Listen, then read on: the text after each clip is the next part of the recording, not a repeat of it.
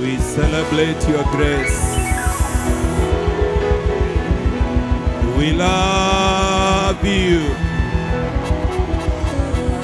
We love you, our God. We love you, our Master. We worship you. We magnify your holy name. In Jesus' name. Somebody shout amen. Glory to God. Bwana asifiwe sana. Sijui ni wangapi wanasikia kama mimi this week I feel like I'm celebrating something great.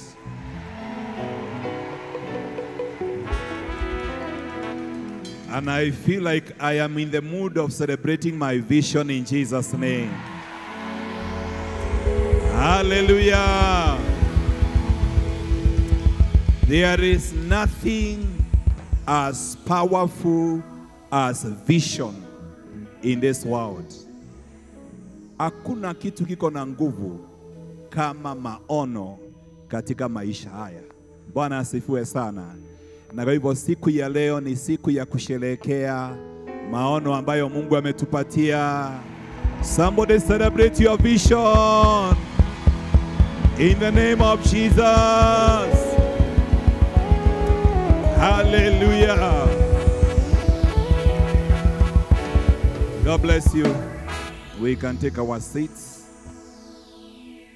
I hope that tonight, wakati wa kesha, we are going to dedicate special time to worship, to praise, as we celebrate the vision that God has given each one of us. Bwana asifiwe sana. Yani tutakuja mbele za Mungu na maono yetu kwa sherehe. Kusherehekea ya kwamba kuna maono Mungu amekupatia. Jina la Bwana lipewe sifa. For there is nothing as powerful as vision.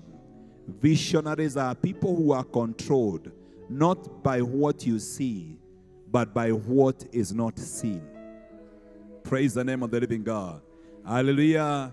In fact, when you become a strong visionary, you are considered more an insane person.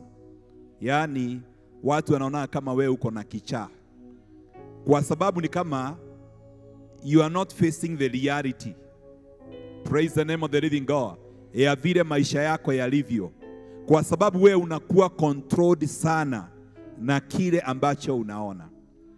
I am saying it because I've been there.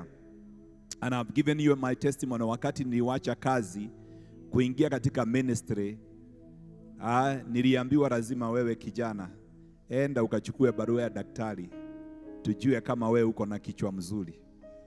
Because wakubwa wangu walinisikiliza, kwa nini unawacha kazi, unaenda wapi, utakuwa unalipwa. Yani ile majibu nilikuwa najibu, mimi ndio mzaliwa wa kwanza kwetu. Mimi hata ndio nilikuwa nasaidia wale wengine. Mahali naenda huduma hakuna mtu wa kunisaidia. Nikiulizwa na vitu zako za nyumba unapeleka wapi? Nimeuza zote. Utakuwa unakaa wapi? Nasema Yesu alisema bweha wako na mashimo, ndege wako na viota. Yani wakasema huyu kijana ni mental case. Na mimi nikakubali tu kwa sababu nilikuwa nataka kuresign officially. Na resignation mpaka yangu siku ya leo niko naye. Ilikuwa imeandikwa I have gone to preach the gospel of our Lord Jesus Christ. Nikaenda kwa daktari tukakaa na yeye akaniuliza maswali akasema kijana naona wewe sio mbaya sana. Wakati alisema anaona mimi sio mbaya sana, niliacha kazi na masaa 24. Na ukiacha kazi masaa 24 unalipa mshahara wa mwezi moja. Nikalipa mshahara wa mwezi moja. Nikabaki na shilingi 200 kwa mfuko. Nikaondoka na bag na sikuwa na kitu kingine, lakini nilikuwa na maono. Bwana asifiwe sana. Hallelujah. Ninaomba ya kwamba kuna mtu atakuwa consumed na vision ile yako naye, ya kwamba itaanza kucontrol everything else in your life as you focus to that God-given vision. Praise the name of the living God. Mtu ambaye ameshika maono ya kiungu, huyo ni mtu ambaye hakuna kitu kinaweza kumzuilia. Jina la Bwana lipewe sifa. Si Mungu ainue watu ambao ni visionaries katika jina la Yesu Kristo. Bwana asifiwe sana. Walikuwa wananiogopesha, wananiambia, kijana, unajua wewe utaenda kuteseka.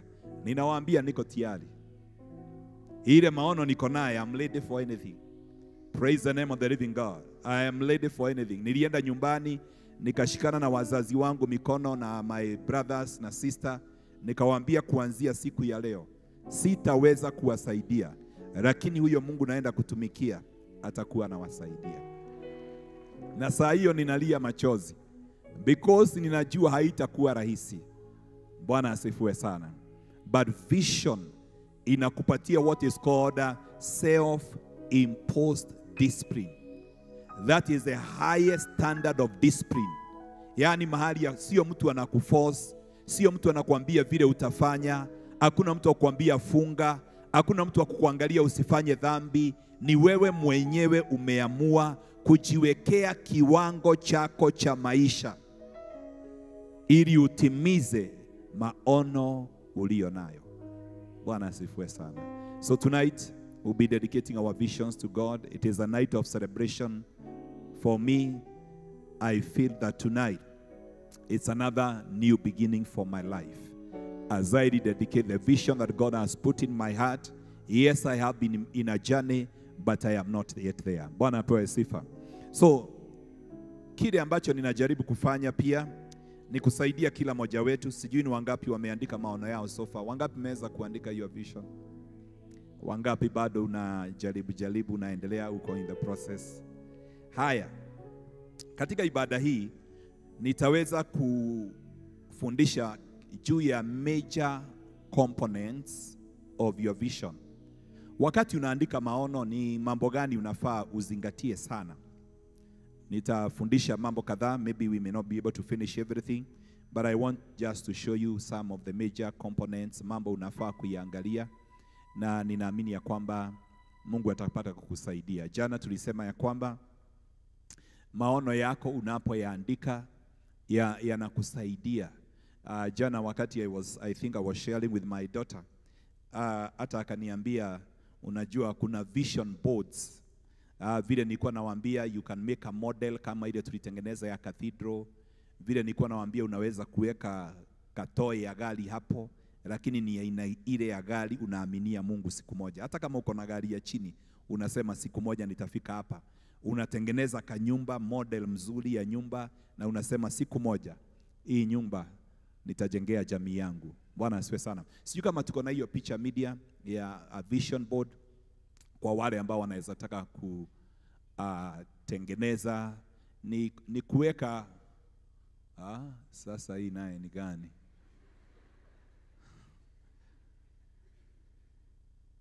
Nipatie vision board kama tuko pamoja. Kama tuko pamoja nitaendelea tu mpaka tuweze kuelewana. Yeah. Wakipata tutaweza kuiangalia. It's not something complicated. Ni mahali unatengeneza, unaweka picha. Kama uko na maono ya kuwa na degree ama PhD, uko na picha hapo ambayo inahusu vision yako ya masomo, ukiwa na ile kofia graduation unaiweka hapo. Kila wakati ukiangalia unafocus na masomo. Praise the name of the living God. Kama uko na vision ya your health, unaweka picha hapo ikiwa na balanced diet, na kila wakati na kukumbusha usikule junk food, na usiovereat. Praise the name of the living God. So kila wakati unaona hiyo picha unajua kwamba I have to discipline myself the way I eat.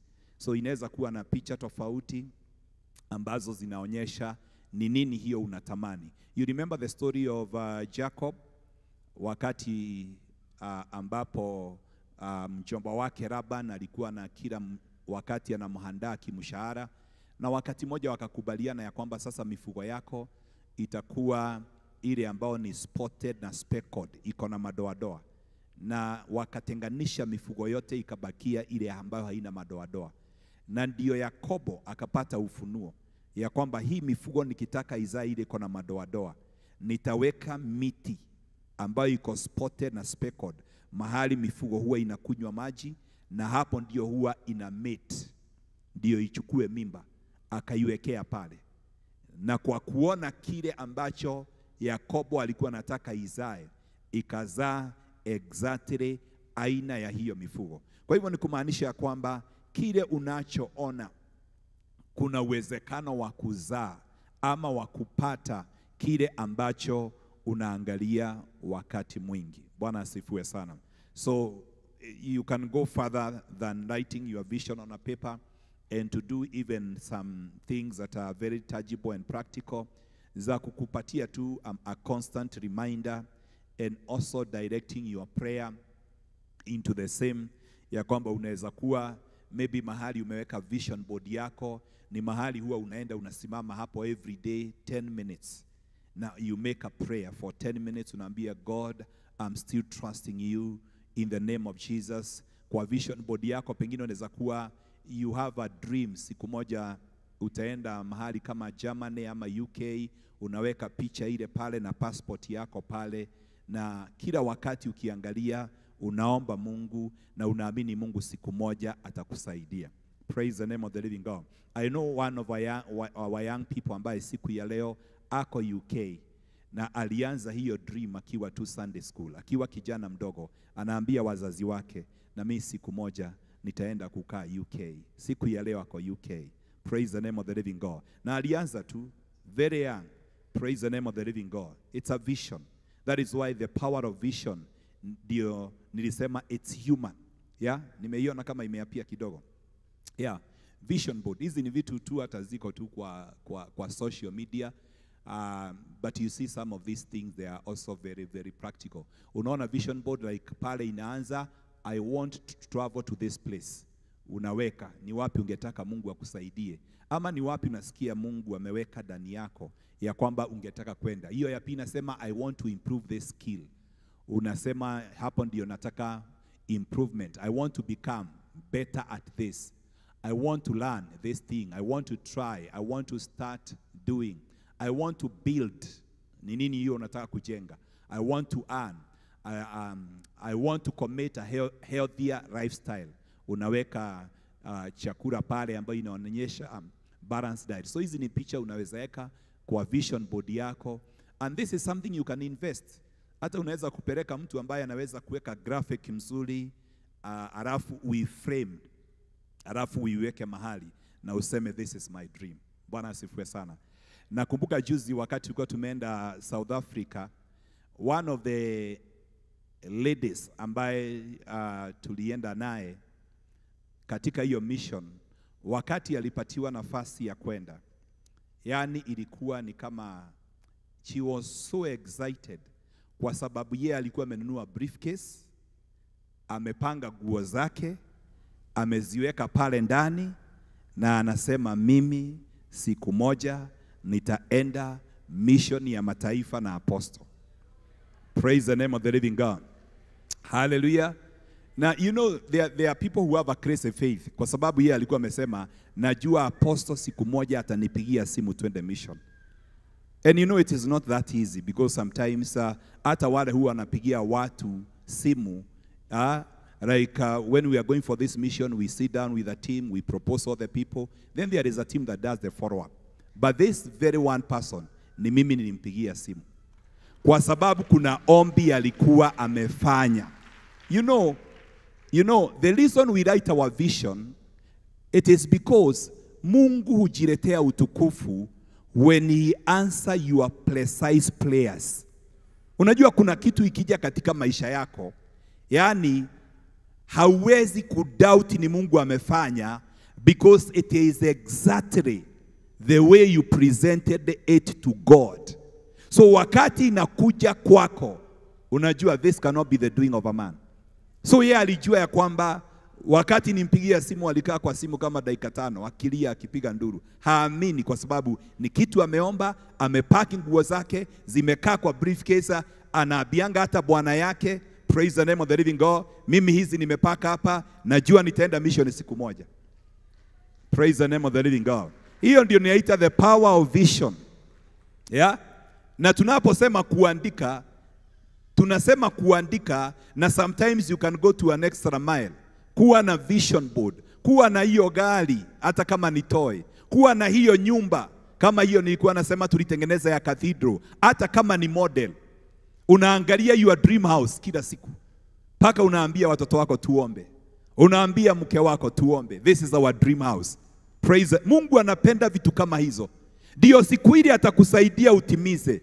Hata wewe utapiga magoti na kumuinulia Mungu mikono na kusema, Mungu, haya ni matendo yako. Praise the name of the living God. So you can make a vision board, na kila wakati unasimama pale na unaomba na unamwambia Mungu, I know that this will become a reality. I continue to speak it into being. Kwa sababu hata wakati dunia ilikuwa giza, wakati dunia ilikuwa ukiwa, Mungu alinena. Praise the name of the living God. Maono huanza, even the Bible says that my tongue is a pen of a skillful writer. Unaweza kufanya ulimi wako. Unajua kuandika sio lazima uandike wakati mwingine na kalamu. Kama usiku wa leo tukija na maono yetu mbele za Mungu, bado tutayaandika na ulimi wetu katika ulimwengu wa roho. Kama vile Biblia inasema Yeremia, O earth, write. Yeah? You write with your tongue.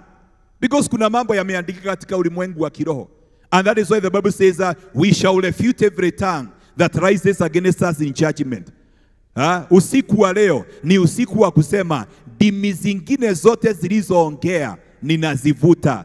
Zile zilisema sitawahi olewa, zile zilisema sitawahi enda mataifa, zile zilisema sitawahi kubarikiwa, nimezivuta. Na siku ya leo ninaandika upya hatima yangu na maono yangu, na ninajua ya kwamba Mungu atanitimizia. Praise the name of the living God. The power of life and death is in your tongue. Bwana asifiwe sana. So, simelewa, you can do a vision board.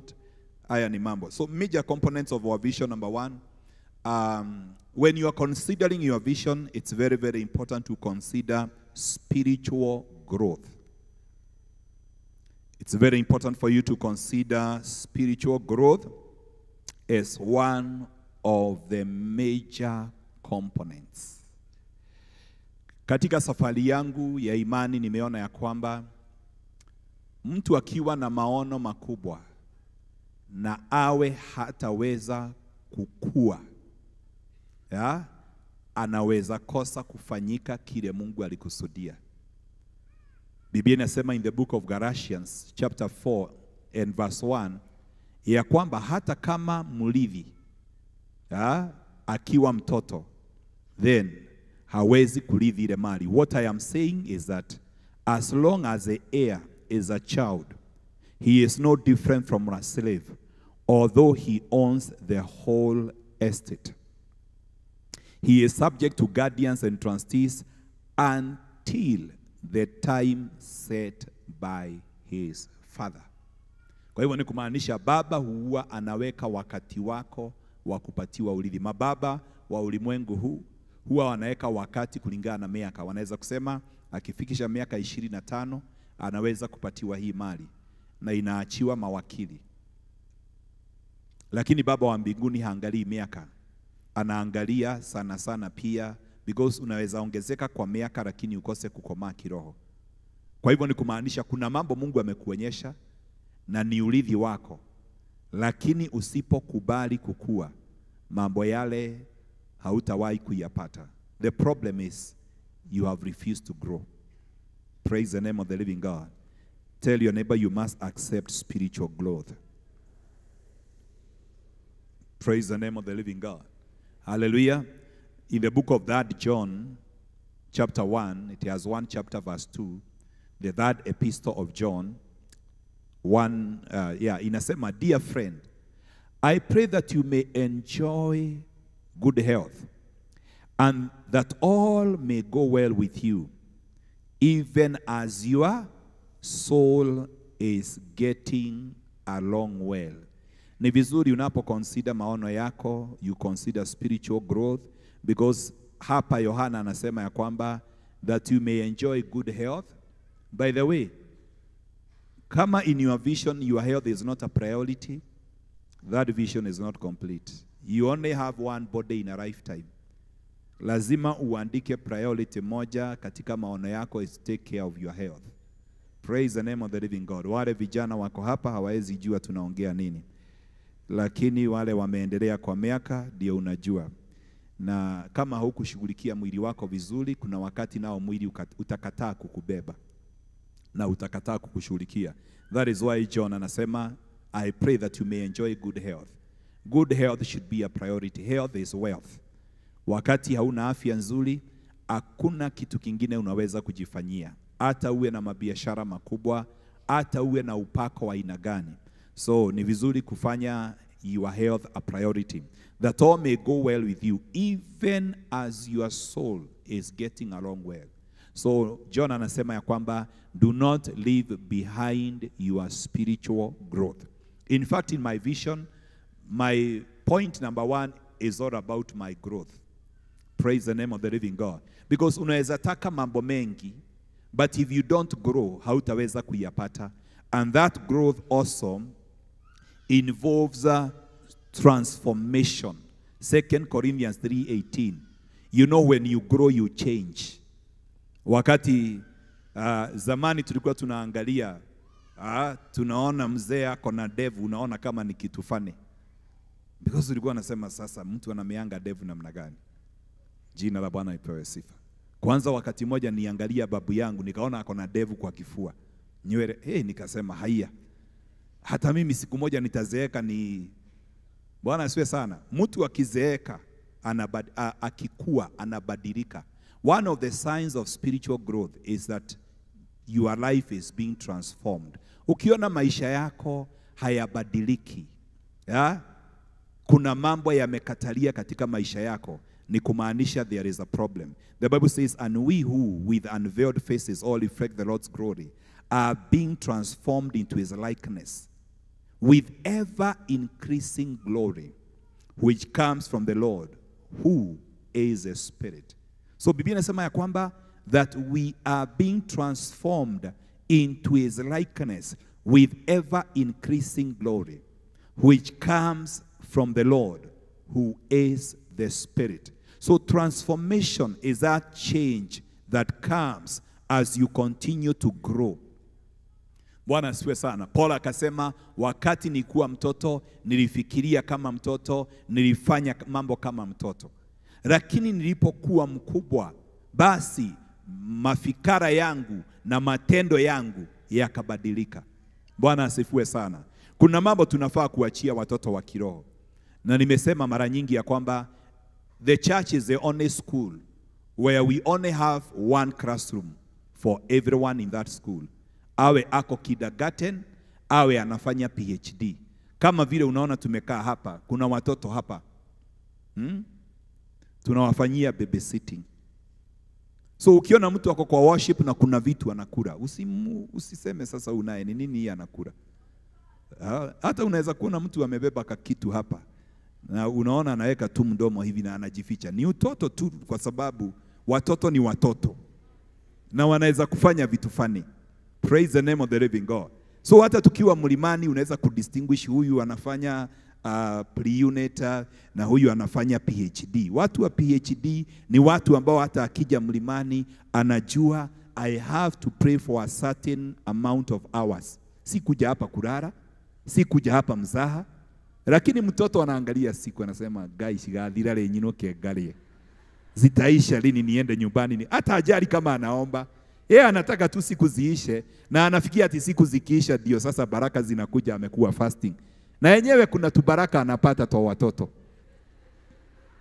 Tu peremende, tu biscuit, tu baraka. Praise the name of the living God. Anapata tu. Na yeye hashughuliki sana na kuomba. Hata fasting hataki pinchi hiyo. Nakuta mtu amejipiga chocolate hapa na asali, tumbo inaenda kama kibuyu. Yeah. Mimi ni chakula tu nimefunga, lakini sijafunga kukunywa. Bwana asifiwe sana. Lakini ukikomaa unajua sio dhabihu zote Mungu anakubali. So you endeavor to offer a sacrifice acceptable to God. Hapo ndio unasikia njaa, lakini unavumilia kwa sababu unasema ni dhabihu nilikuja kutoa. Lakini mtoto hajui hiyo maneno. Mtoto hata anaficha mkate. Na kwanza akipita pale kwa security anasema yeye ni noma vile amepita. Na unasikia kwanza anashukuru mpaka Roho Mtakatifu. Thank you Holy Spirit. Mkate imepita. Sasa anaona ni kama Roho amemsaidia kule mkate mlimani. Lakini ni utoto tu. Bwana asifiwe sana. Na Mungu anakukubali hivyo. Lakini kuna mahali Mungu hawezi kukuingiza kama bado wewe ni mtoto. Biblia inasema mrithi hata kama ni mtoto. Hata kama kuna grace na anointing na favor Mungu ametaka kukupatia na aone haujakomaa, itawekwa, hautapatiwa.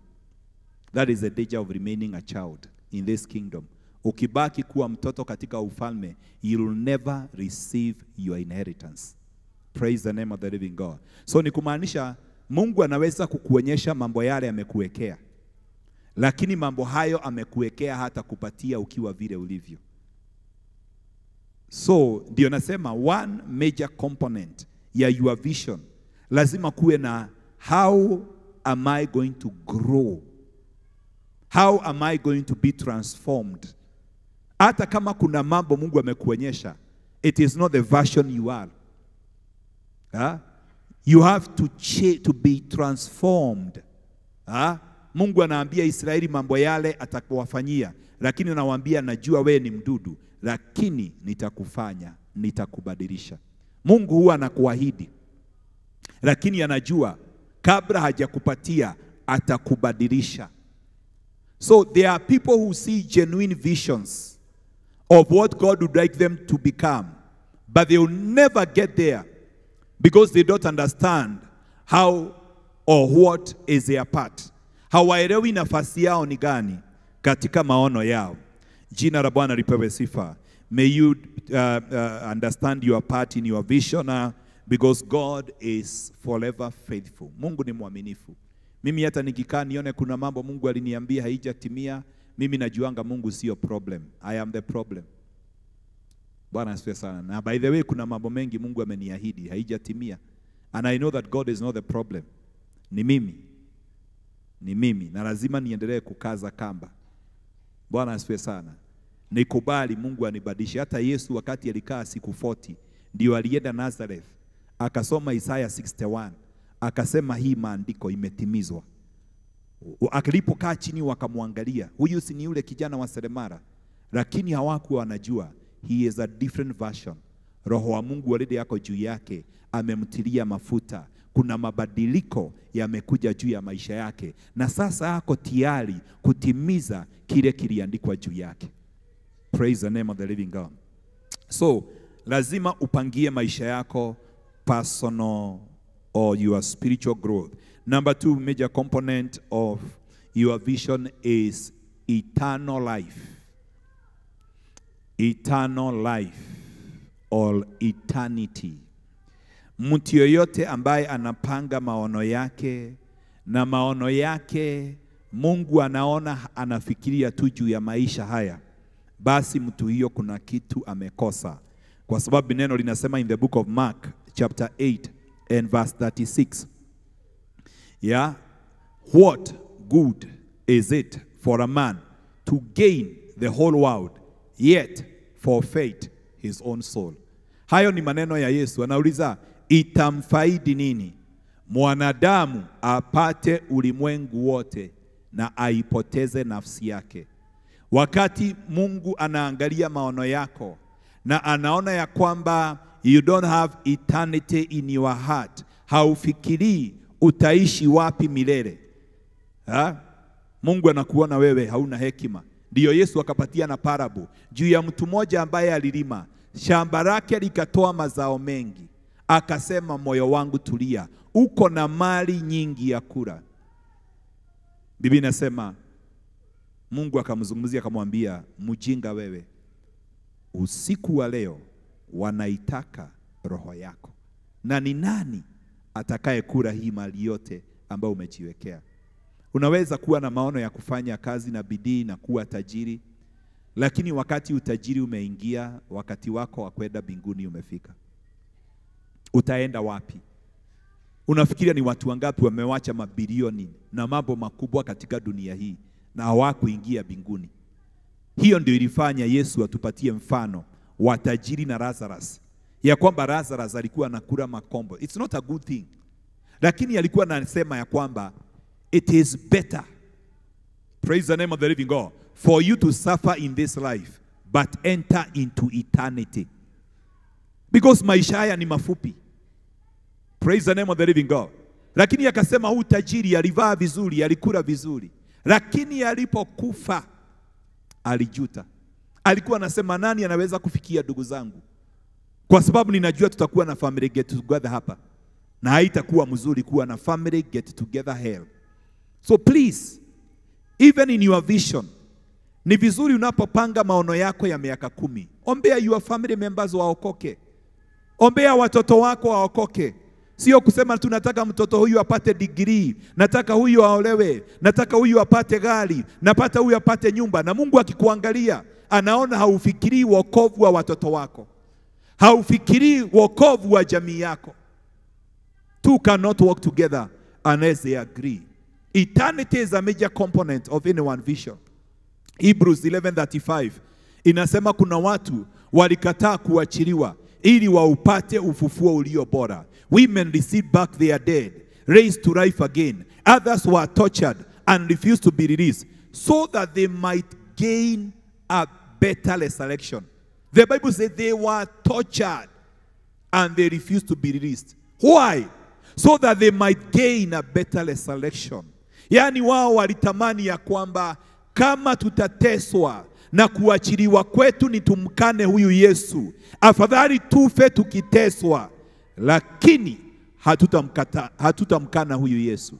Lazima maisha yako yawe ni maisha ya mtu ambaye anatazamia uzima wa milele. 1 Corinthians 15:19 inasema ya kwamba 1 Corinthians 15:19 inasema, if only for this life we have hope in Christ, we are to be pitied more than all men. Ya kwamba kama tumaini letu ndani ya Kristo ni kwa sababu tu ya maisha haya, sisi ni watu wa kuhurumiwa kuliko watu wale wengine wote. Kwa sababu gani? Kwa sababu maisha haya kuna watu wako na mambo makubwa, lakini hawana Kristo Yesu. Kama wewe umekuja kwa Yesu ndio upate gari, ndio upate nyumba, ndio upate masomo, ndio upate kuolewa, ni wangapi hawana Yesu na hawana mambo haya yote? Praise the name of the living God. Hallelujah. So you are to be pitied kama wewe imani yako ndani ya Kristo Yesu ni kwa sababu tu ya maisha haya. So lazima mtu yote ambaye ana present maono yake kwa Mungu na ako na imani ndani ya Kristo ni mtu ambaye anasema it's not just for this life. And that is why your relationship with God is a priority in your vision. Unasema nothing can separate me with the love of God. Bwana sifiwe sana. Hallelujah. That should be a major component, that you consider eternity as a priority in your vision. So that katika maono yako kuna njia hautawahi kutumia kupata pesa.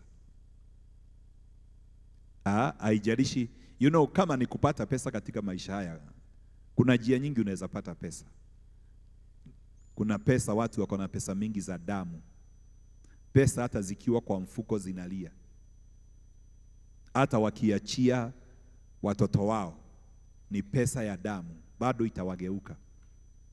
So it's not an issue of just having things. It is an issue of having whatever God wants you to have in the right way. Praise the name of the living God. Hallelujah.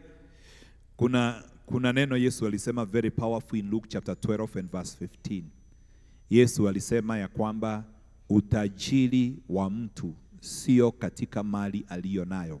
Then he said to them, watch out, be on your guard against all kinds of greed. A man's life does not consist in the abundance of his possession. You know, as I guide you to write your vision, it's also good to tell you, don't write your vision out of greed. Usiandike maono yako juu ya tamaa ya vitu, material things. Praise the name of the living God. A God-given vision is always connected to your purpose for it to bring fulfillment.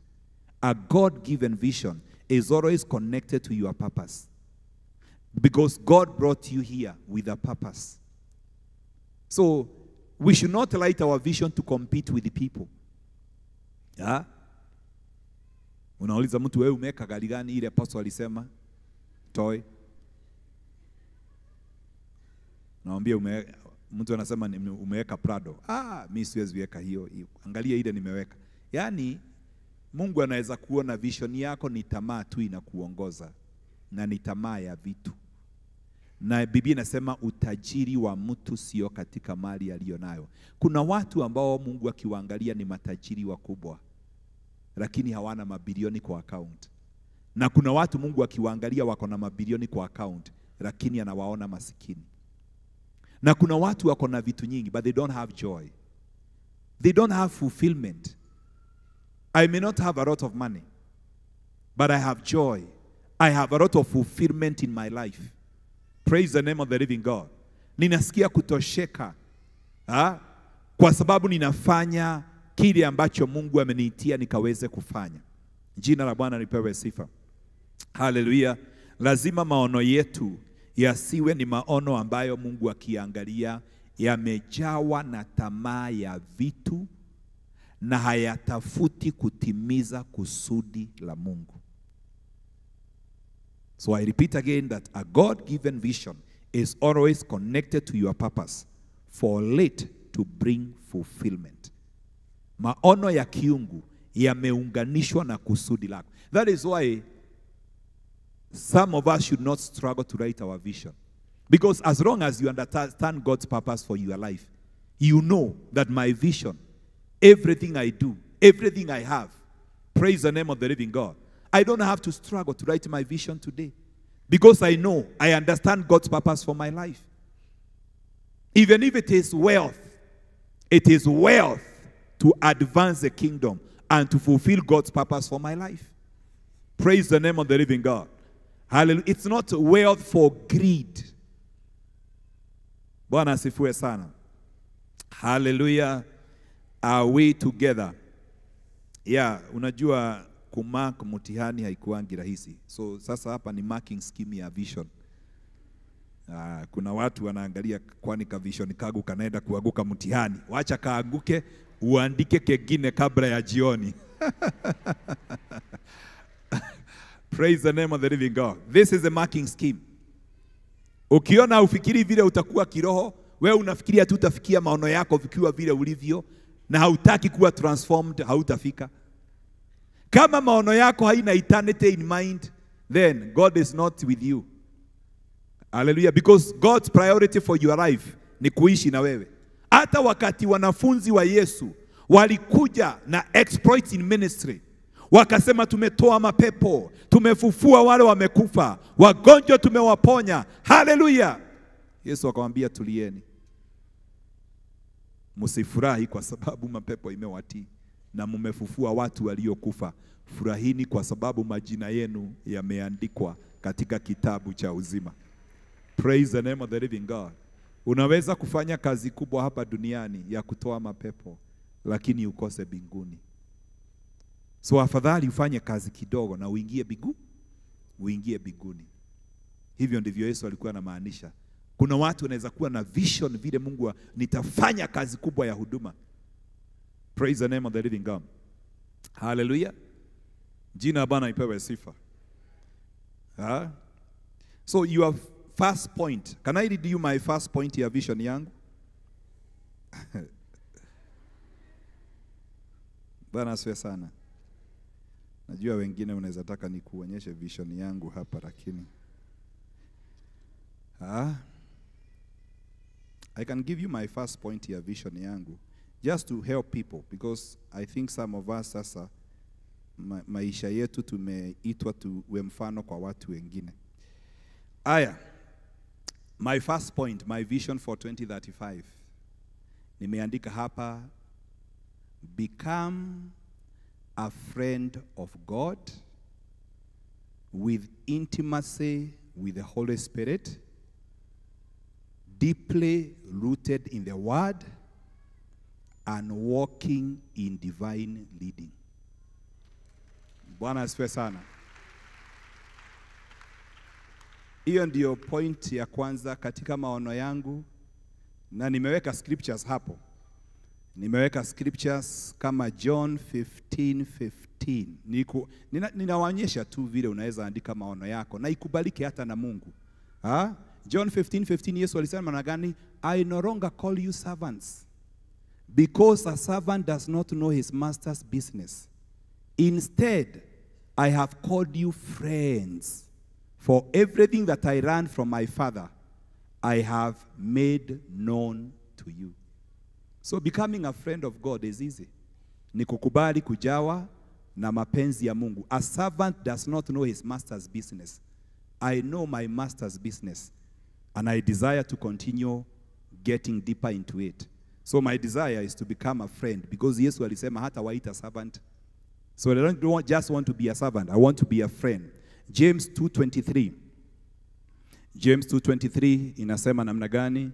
Inasema, and the scripture was fulfilled that says, Abraham believed God, and it was credited to him as righteousness, and he was called God's.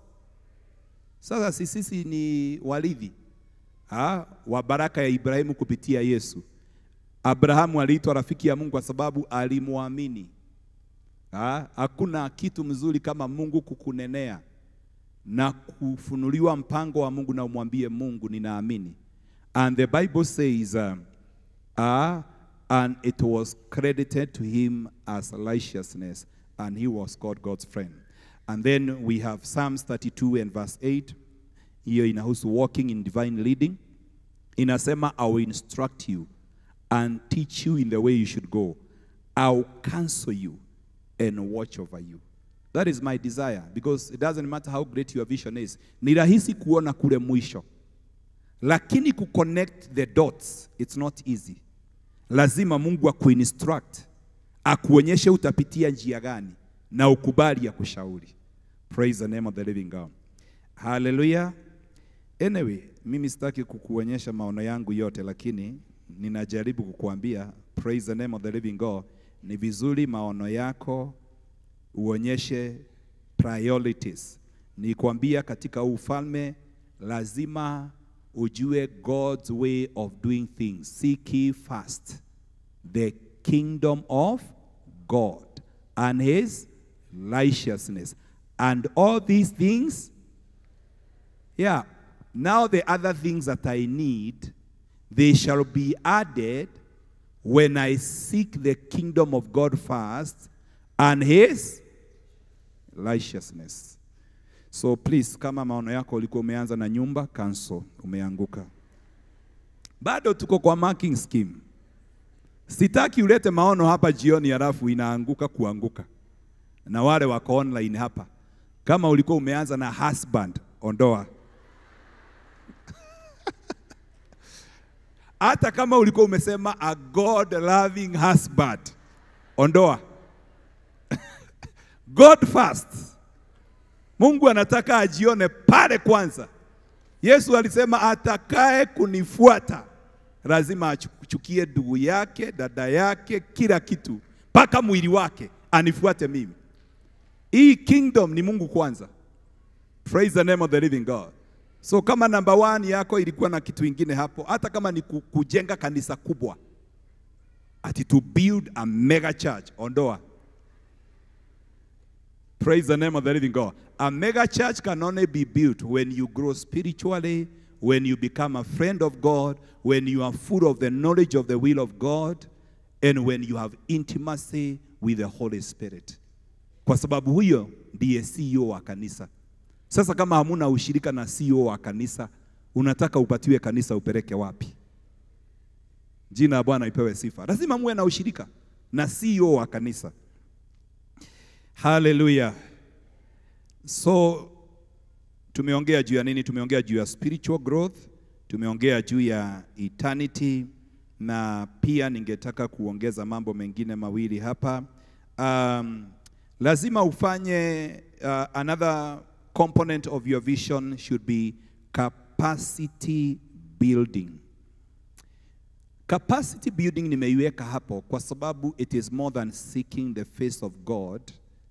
It is more than spiritual growth. It is being well equipped for your vision. Equipping for your vision. Ukiangalia neno la Mungu, wakati Musa aliambiwa achague viongozi, aliambiwa achague capable leaders. Give us that scripture media. Aliambiwa capable. Hilo jina capable linaongea juu ya capacity. Na akaambiwa hawa viongozi utakaochagua, they are going to lead thousands, hundreds, fifties, tens. So uwezo wao wa kuongoza watu utategemea capacity walio nayo. You know, unaweza kuandika maono makubwa na Mungu hana shida, lakini you fail to build your capacity.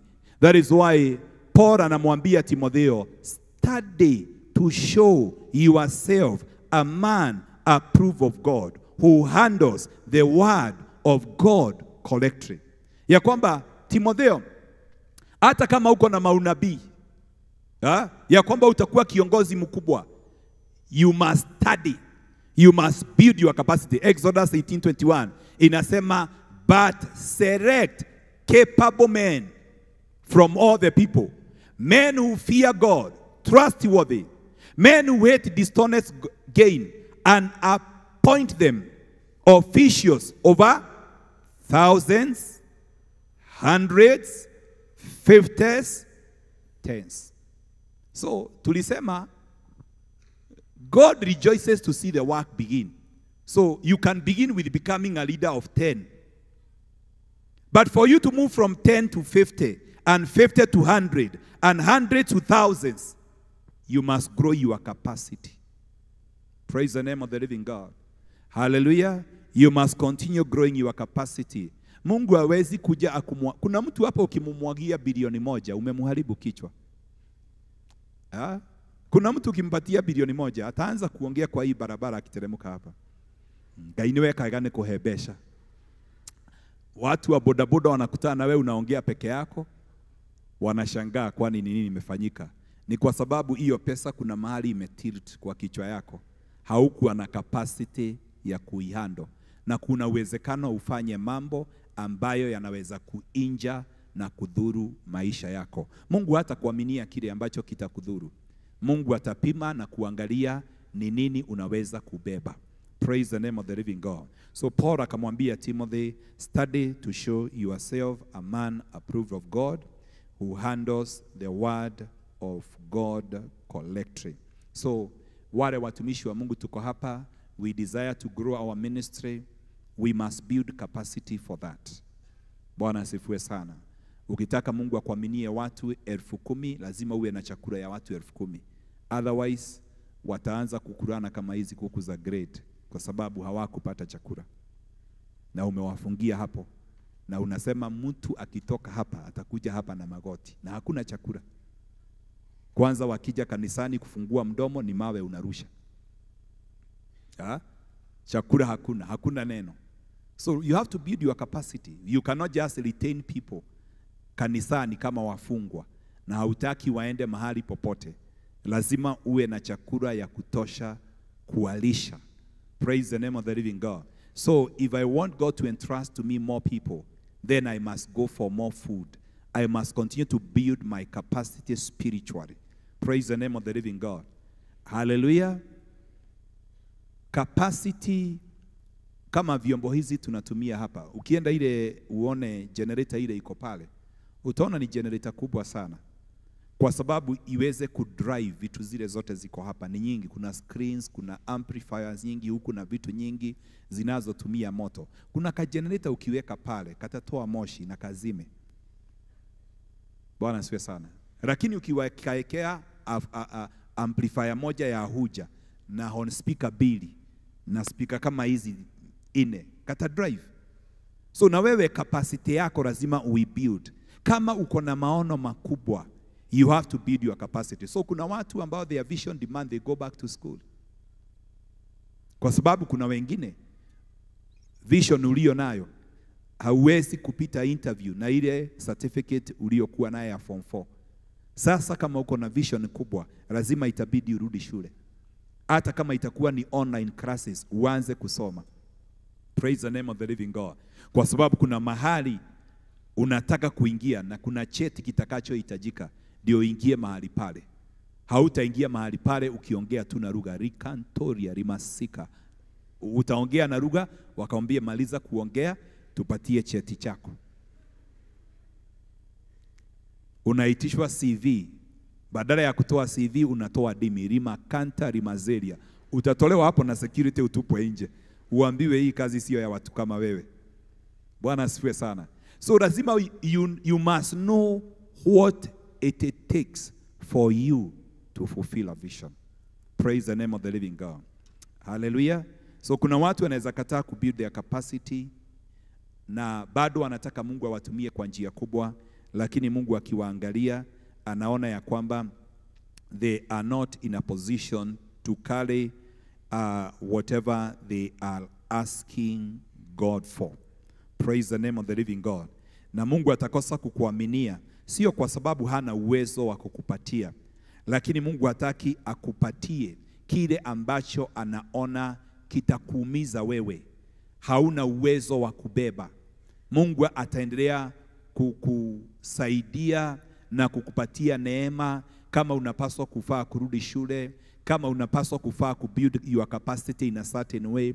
Ukikuja kama pale kwetu kanisani, tumeanza shule ambayo inaitwa KTTI, Kingdom Transformers Training Institute. I think wanafunzi wale wamekuwa kisoma for the last 2 years. Wamemaliza mitihani yao, na ni mitihani ya serikali. Wamemaliza mwezi huu wa 3 ambao umekwisha. My wife alikuwa mmoja wao. Hata kuna watu walikuwa nauliza kwa nini haendi mikutano, hatukumuona Meru, hatukumuona South Africa. Ni kwa sababu alikuwa anafanya mitihani. Hata age imebidi sasa kama akona maono arudi aende asome. Bwana asifiwe sana. Kwa sababu ile masomo alikuwa naye secular, ina demand awe na maono sasa ya Biblia ili Mungu aweze kumtumia. Kwa hivyo sio kukaa hapo tu na kusema apostle ombea hii passport, nataka kwenda mataifa. Hii mataifa unaenda kuongea lugha gani? Hii mataifa ni kitu gani unapeleka? Nikwambia juzi nilikuwa UK and we had a retreat of pastors and bishops and a few church workers. And one of the bishops in Scotland akasema, I have bought 5 churches. Kile ambacho hakina hizi kanisa hazina watu. So the next phase ni kuamini Mungu, zile makanisa ziwe na watu. Sasa nikupeleke kule upatiwe moja, ulete watu. Because passport yuko naye na unataka kwenda mataifa, na kanisa ziko hazina watu. Nataka nikuambie unaweza pelekwa huko, upige simu, apostle jokia gwito dodoli nirudishe.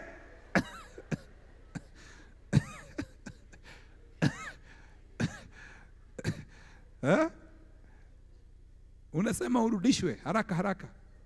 Mambo imekuwa magumu. Kwa sababu hata ile environment. Unajua wengine hapa mnafurahia tu environment mzuri ya kiroho. Kuna mahali hata kama wewe ni muimbaji unaambiwa uongozwe wimbo, unaongoza wimbo ikiwa katikati unasikia kama unanyongwa. Unampatia mtu mwingine, endelea kuongoza nikunywe tu maji kwanza.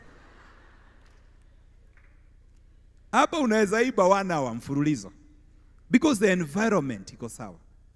Lakini kama hauna capacity, engine yako ya ndani haina uwezo wa kusukuma giza, wa kusukuma mapepo, wa kusukuma sitara za ufalme wa giza, utapatiwa wimbo moja hautamaliza.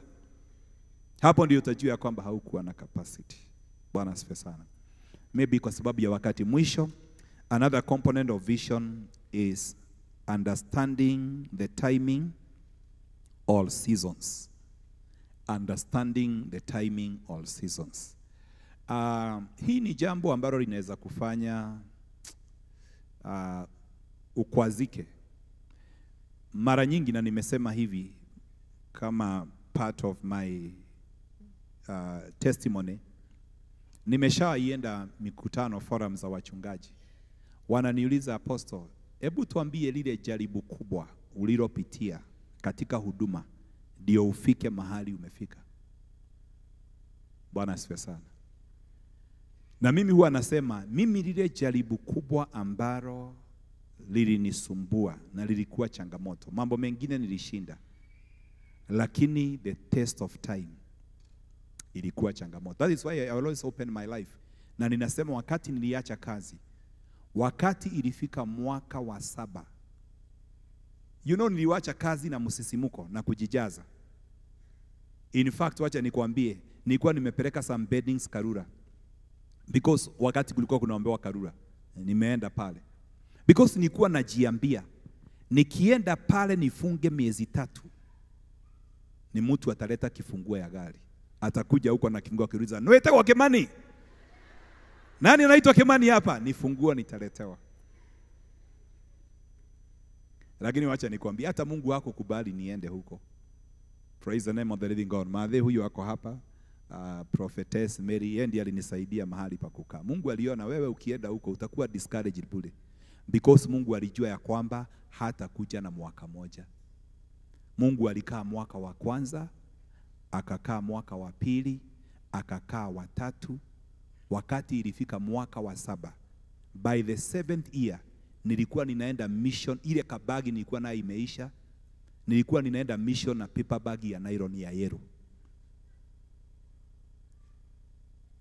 Kwa hivyo usitoke tu hapa tufikie ni kujijaza, tuseme Apostle alisema ukiwa na vision wewe ni kama kichaa.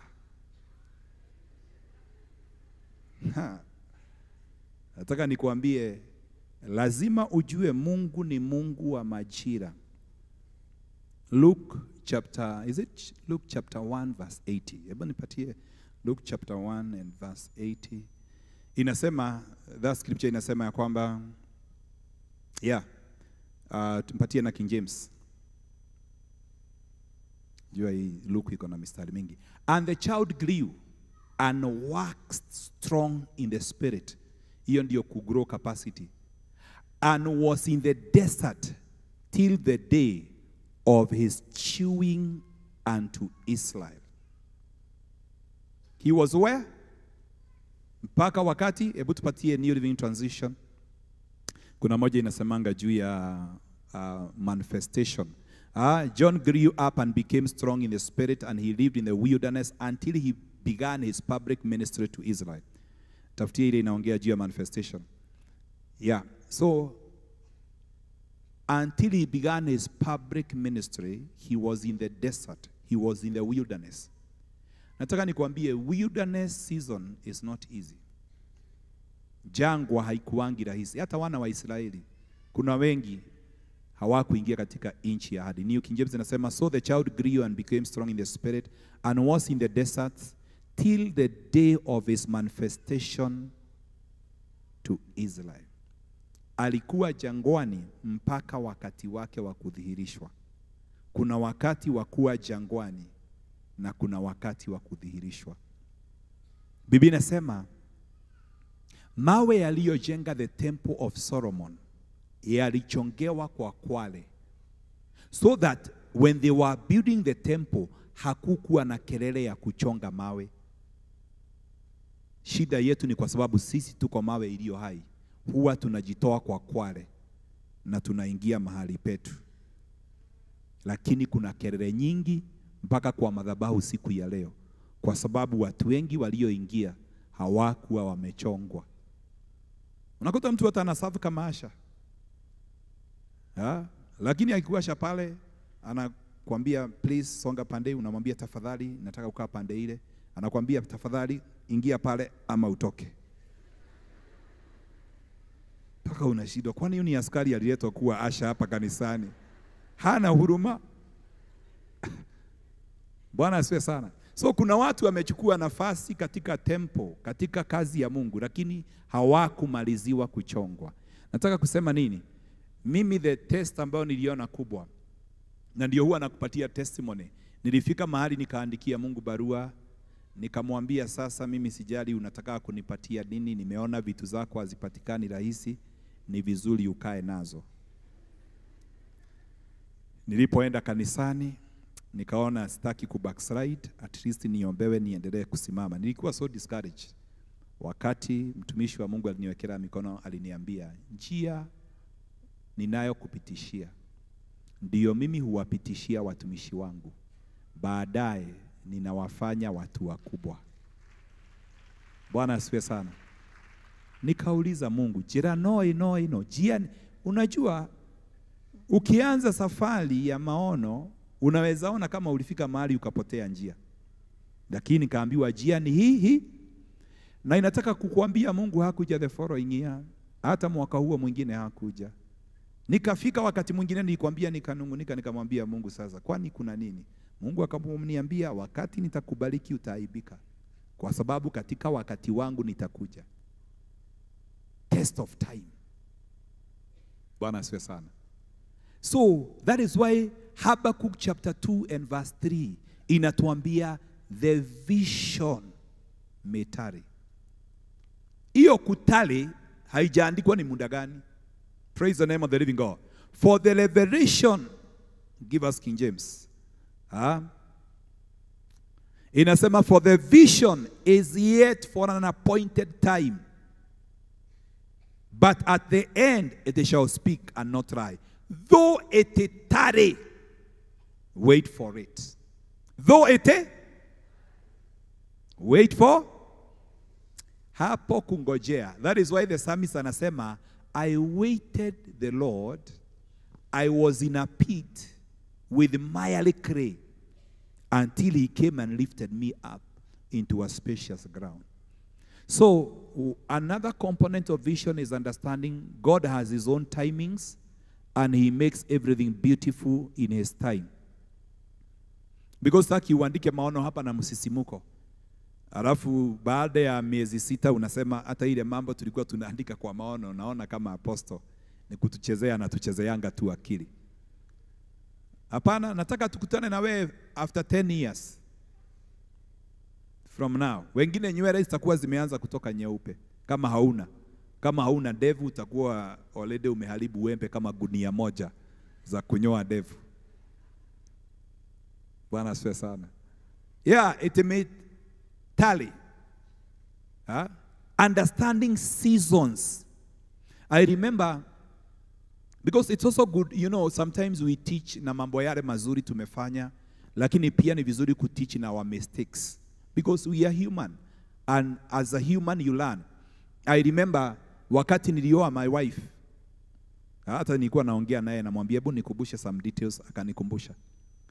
Wakati nilioa my wife, tulikuwa tunaenda Neema Ministry, tulikuwa tumefungua kanisa ya Kingdom Seekers. Sasa tulikuwa tunaenda Neema Ministry, tulikuwa tunaenda kule Baron Hotel. Tulikuwa tunafanya mikutano ya monthly. Sasa at least Mungu amenisaidia na mke, na my wife akona kazi mzuri. At least alikuwa anatusupport. Watu kama dada Wangeshi hapa walikuwa wanatusaidia wakati tulikuwa tunakuja mikutano kule na wengine. Those are many years back. Sasa wacha tuende mkutano moja, kukatolewa sadaka ya 7,000. Tukasema sasa hapa Mungu amekuja. Nikaambia my wife, wacha kazi.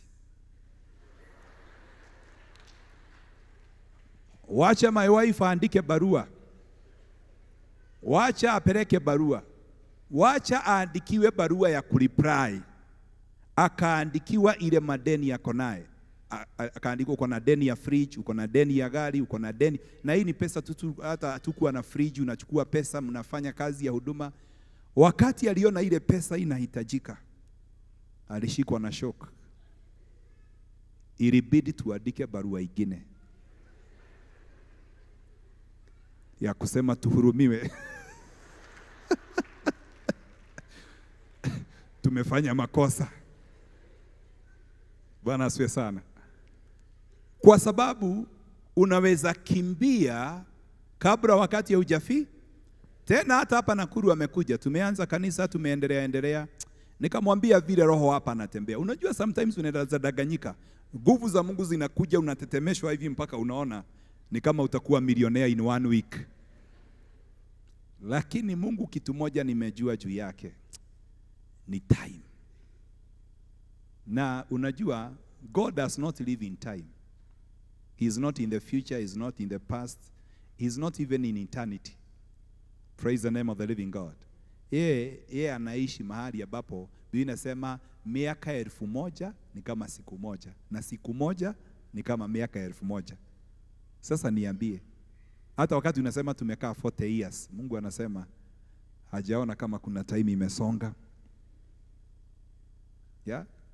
Kwa sababu yeye ni Mungu ambaye akona preferred way of doing things, kama vile nilisema. Na hiyo njia yake ya kufanya mambo, kuna mambo Mungu huwa anaangalia kando na time.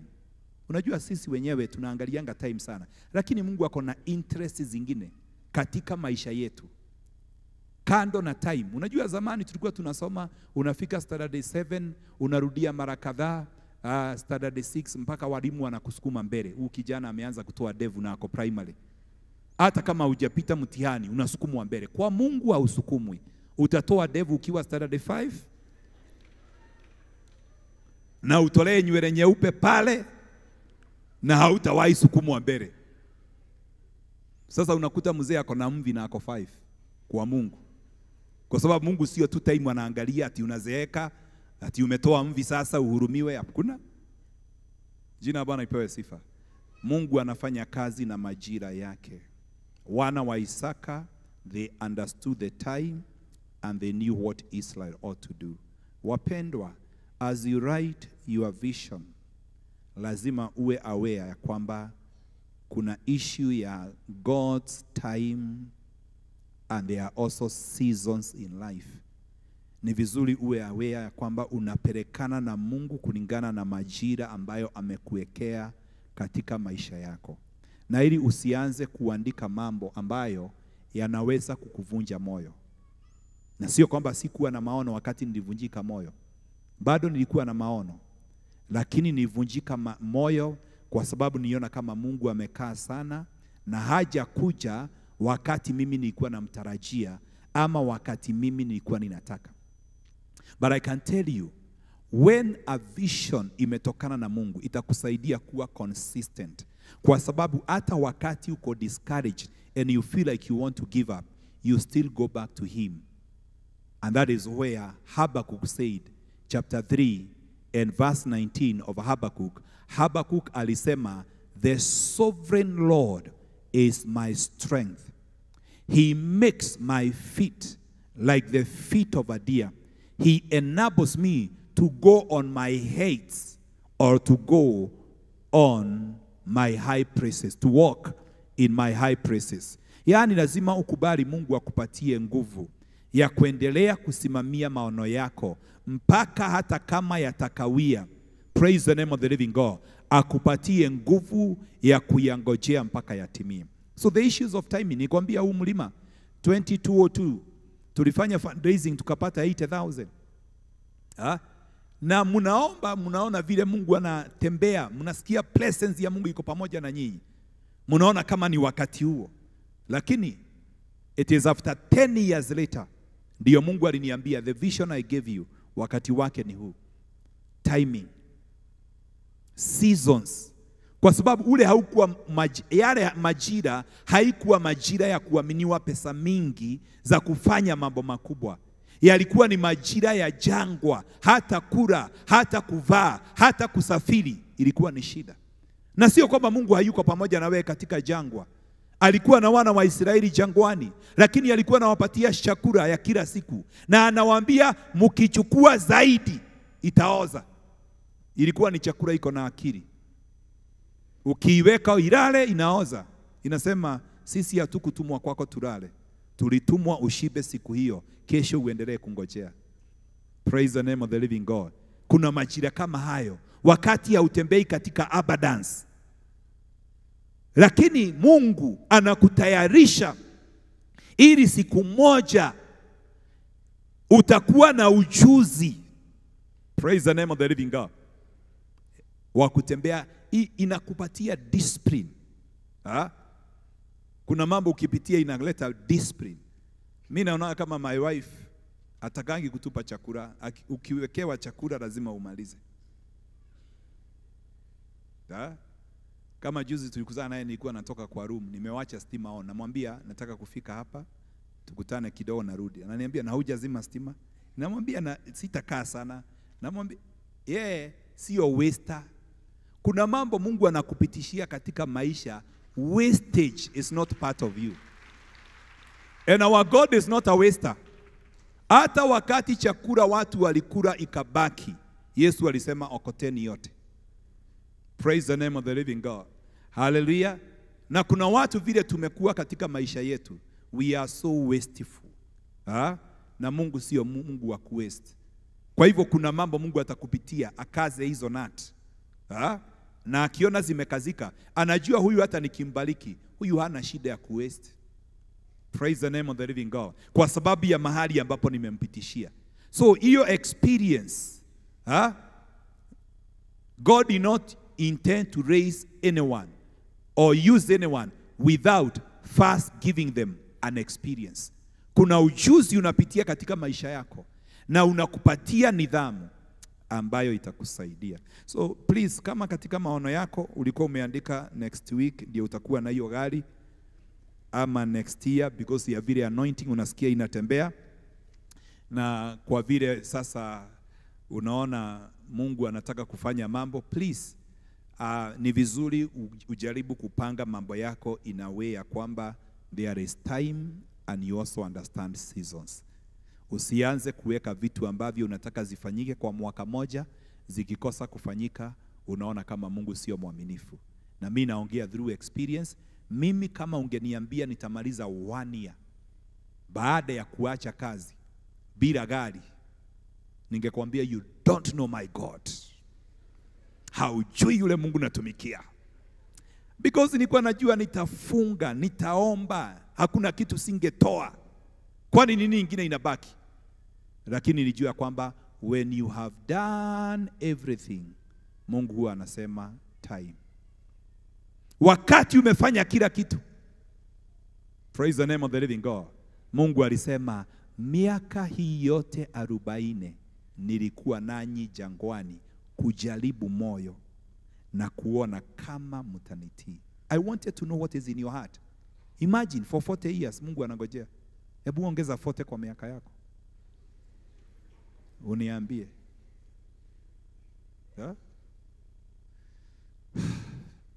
But at least umekuwa ukigojea Mungu, sio wakati unaanza. Wacha ni ku-encourage, hautamaliza 40. But ningetaka uwe na hiyo aspect ya kujua Mungu ako na timing yake na Mungu ako na season zake za kufa. Even when you are so faithful, there are things that God will never do overnight. Because also God has seen people who are faithful for a short season, but they changed. Bwana asifiwe sana. Hallelujah.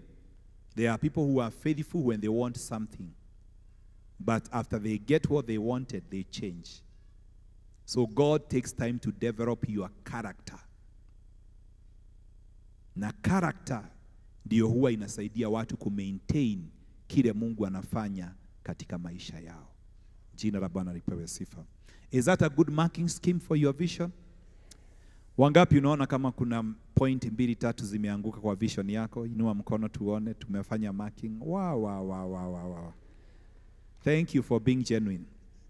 Ninataka sasa uanze kurekebisha, ndio by jioni maono yako iwe sawa. Bwana asifiwe sana. So usipatie Mungu ultimatum mkali. Ati Bwana, nisipoolewa mwaka huu nitajua wewe siye Mungu. Anyway, Mungu anakuanga Mungu kila wakati. Wakati wa jua, wakati wa utere, uolewe, usiolewe. Bwana asifiwe sana. Mungu anakuanga Mungu. So usipatie Mungu ultimatum ati asipofanya kitu fulani. hatakuwa Mungu tena. Jina la Bwana ipewe sifa. Can you speak to God and tell God, help me to align my vision in the name of Jesus with eternity. Help me to align my vision with capacity building. Help me to align my vision with spiritual growth. Help me to align my vision with your timing, understanding the seasons of life. In the mighty name of Jesus, oh God, just pray for alignment, pray for alignment, pray for alignment. In the mighty name of Jesus, that whatever you desire God to do, it will not turn out to be a discouragement, kwa sababu haukuelewa ya kwamba Mungu wako na majira, ya kwamba wengine hamutakimbia. Reka baganda, vile nilikuwa ninakimbiza my wife, ninamwambia sasa tuache kazi, kumbe haikuwa wakati wa Mungu. Si umwambie Bwana, nisaidie kutembelea majira yako. Oh my God, nisaidie Bwana kutembelea majira yako. Nisaidie Bwana kutembelea majira yako. Reka baganda, pray for divine alignment.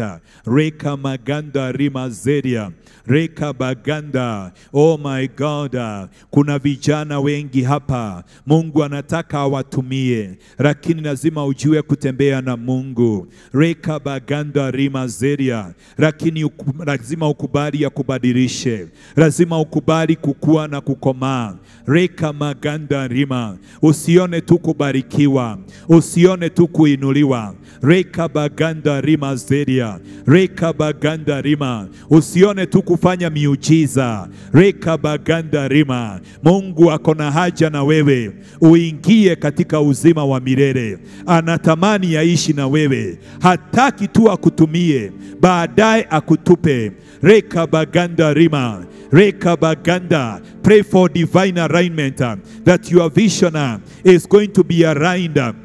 Reka baganda rimazeria, reka baganda rimazeria, reka baganda rimashanda, reka baganda rimazeria, reka baganda rimazeria, reka baganda bashanda, reka baganda rima. Mwambie Bwana, nisiondoke kabla ya wakati wangu, nisifanye mambo kabla ya wakati wako, nisifanye mambo kinyume na mapenzi yako. Biblia inasema wale manabii walitabiri juu ya kuzaliwa kwa Yesu. Oh my God, walifikiria Yesu atazaliwa wakati wao, lakini walipochunguza walielewa ya kwamba hatazaliwa wakati wao. Kuna mambo Mungu anaweza kukuaminia, lakini ni ya vizazi, lakini sio wewe utatimiza. Kuna mambo Mungu alimwambia Ibrahimu, lakini sio Ibrahimu alitimiza, ni watoto wa Ibrahimu walitimiza. Wapendwa, kuna mambo Mungu anaweza kutuambia, lakini ni watoto wetu watatimiza, lakini ni vizazi baada yetu. Tusijawe na tamaa hata ya kutumiwa na Mungu. Lazima tuwe na mawazo ya kiungu, lazima tushikane na Mungu na kuelewa mapenzi yake. Reka baganda rima, reka baganda rima zeria, reka baganda rima zaya, reka baganda rima zaya, reka baganda rima. Pray for alignment. Mwambie Bwana, I align my vision, I align my priorities. What is your priority? Is your priority God's priority? Is your number one God's number one? I want to tell you, your number one must be God's number one. Lazima kile unatamani kwanza kiwe ndicho hata Mungu anatamani. Reka baganda, shatara baganda, reka baganda rima, reka baganda rima zeria, reka maganda rima, shatara maganda, reka baganda rima zeria, reka baganda rima. Omba sasa na umwambie Bwana, najiachilia kwako, uelekeze maono yangu. Shatara baganda, nipange sawa sawa na mapenzi yako. Shatara baganda, mwambie Bwana, ondoa tamaa ya kila aina. Tamaa yote sio mzuri, iwe ni ya pesa, iwe ni ya vitu. Reka baganda, hata kama ni kutumiwa na Mungu, Mungu ako na njia yake ambayo anawatumia watu. Anataka akutumie, lakini pia anataka akubadilishe. Anataka umujue vizuri. Anataka uwe equipped vizuri. In the mighty name of Jesus. Rekabagandarima, rekabagandarima, rekabagandarima, shataramaganda, rekabagandarima zeria, rekabagandarima, shatarabaganda. Mungu hataki akutumie baadaye upoteze uhai wako, ukose uzima wa milele. Anataka urithi uzima wa milele. Shatarabaganda, rekabagandarima, rekabagandarima, rekabagandarima zeria, rekabagandarima handa, rekabagandarima zaya.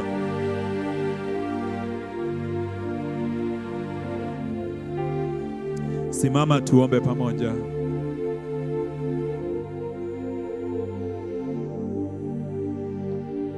Oh my God. Sijui ni watu wangapi katika maono yako umesema, ningetaka kuona wokovu wa jamii yangu, ningetaka kuona wokovu wa nafsi. God has so much value for souls. Hapendezwi na kifo cha mwenye dhambi. Tunaweza takia watu wetu mambo makubwa, lakini hatuwatakii wokovu. That is not light before the eyes of God. Wokovu huu ni wetu na jamii zetu. Lazima tutamani kuona watu wetu wakiokoka. Lazima tutamani kuona watoto wetu wakiokoka. Sio tu kuwatakia masomo na manyumba na magari na kuwaombea kazi kubwa. But we don't care about their souls. We don't care where they shall spend eternity. Ni mzazi gani anaweza kuomba aseme, Mungu funga milango ya huyu mtoto mpaka akujue vizuri? Huyo ni mzazi mwenye hekima, kwa sababu huyo mtoto wako akijuana na Mungu, hakuna mahali Mungu hawezi kumpeleka. We must value what God values. Our priorities must be God's priorities. Whatever is your number one must be God's number one. Tusiandike mambo na msisimuko. I pray for divine alignment, ya kwamba chochote unachotamani Mungu aweze kufanya ni sawasawa na mapenzi yake, katika jina la Yesu. Inua mikono yako tunapoomba, sema, Bwana Yesu, nimepokea neno lako na ninaomba siku hii ya leo, ninapoendelea kuandika maono yangu yawe sawasawa na mapenzi yako. Chochote ambacho wewe unadhamini, nisaidie kudhamini. Niwezeshe kukua kiroho. Niwezeshe kubadilishwa na Roho wako.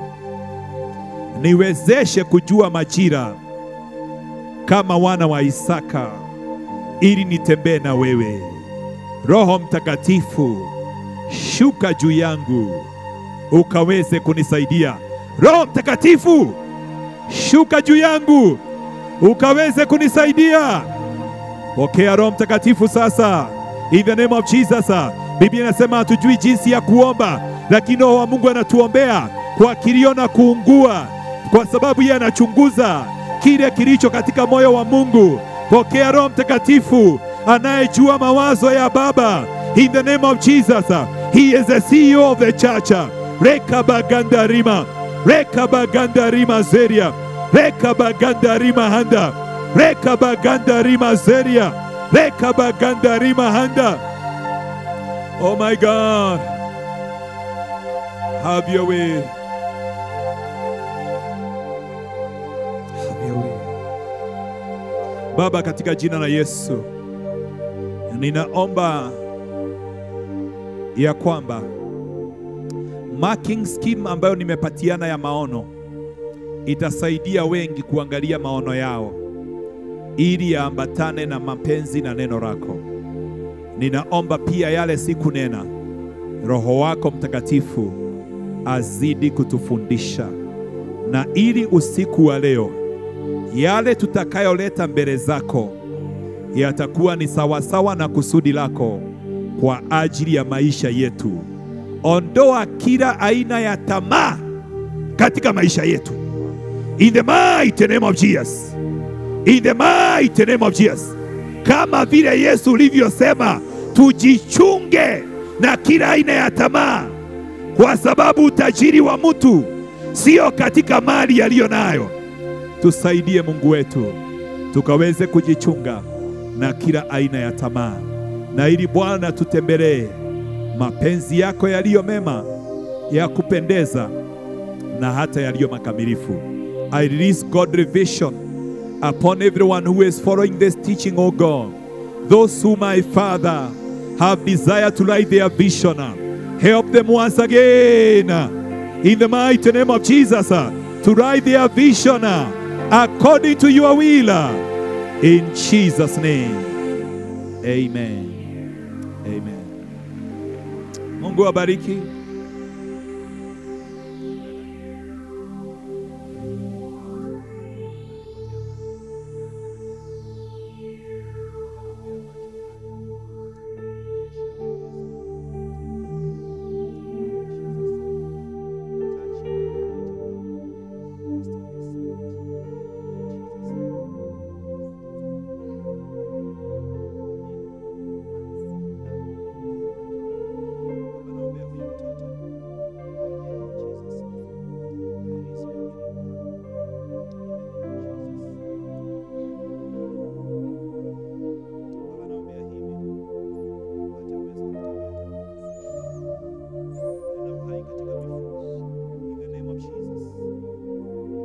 In the name of Jesus. Baba, naombea mahitaji yote kwa wale walio hapa, kwa wale wanaonitazama.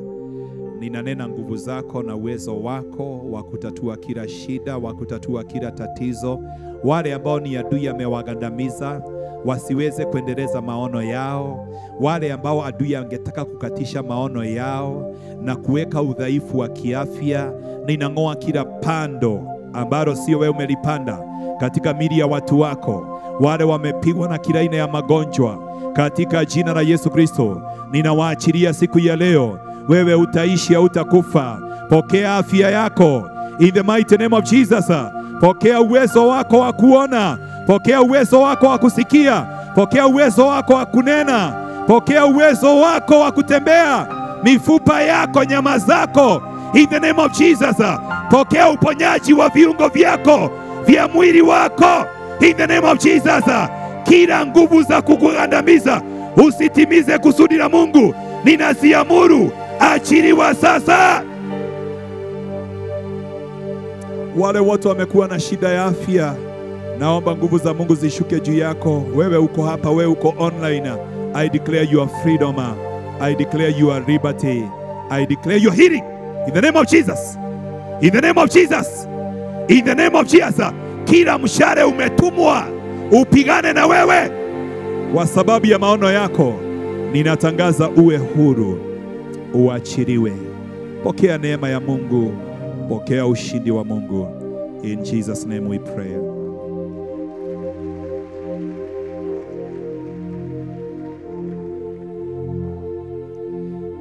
Pengine kuna watu wako hapa na hujampa Yesu maisha yako. Ulikuja hapa mlimani kwa sababu unapenda Mungu, ama uko hapa online kwa sababu unapenda Mungu. Tunamaliza kipindi hiki cha online, hatutakuwa na worship, tutakuwa na kesha. Let's prepare for the kesha to dedicate our vision. Kesha itakuwa Harvest Cathedral because hatutatoshea hapa. Watu wale wanataka kuja kesha najua ni wengi, so we are going to be on the other side, lakini wale watakuwa hapa pia, uwepo wa Mungu kwa mahali hapa. Praise the name of the living God. Na hapa ni mahali pazuri. So it's not a must for you to move on the other side, but if you want to join us, you can join us.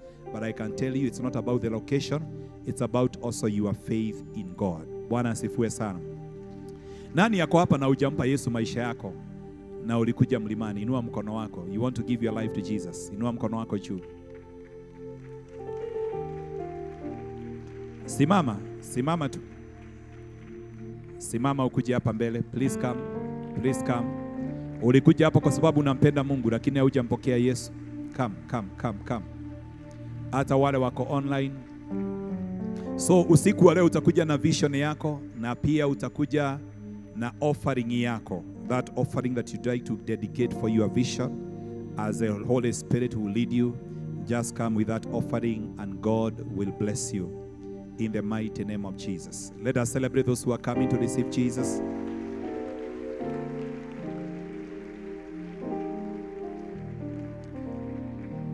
Sio mambo ya kwenda kanisa, ni mambo ya kuwa na ushirika na Mungu. There are so many people who don't have a relationship with God, a personal. Oh, ninaenda kanisa hii. Oh, sijui napenda Mungu. Jesus is the way, the truth and the life.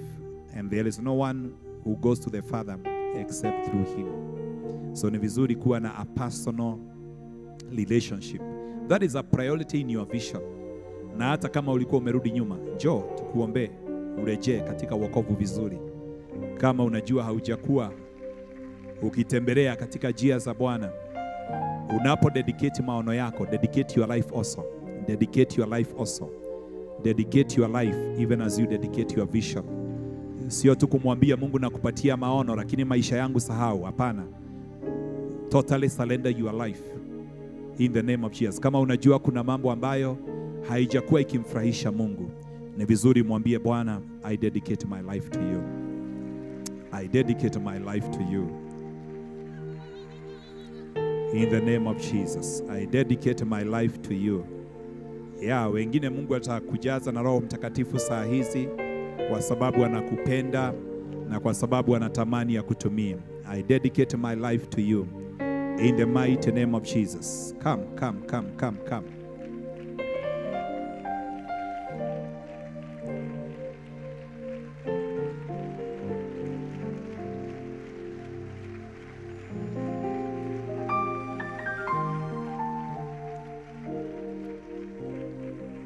Let your love for God increase in your heart. Wacha upendo wako wa Mungu uongezeke. Umpende Mungu sana. Mungu anataka umpende sana kuliko vitu vingine vyote. That was the first commandment in the 10 commandments. Love the Lord your God with all your heart. Kumpenda Mungu wako na moyo wako wote. Hiyo ndio amri ya kwanza. Ukimpenda Mungu, Mungu hana shida na kufanya mambo yale mengine.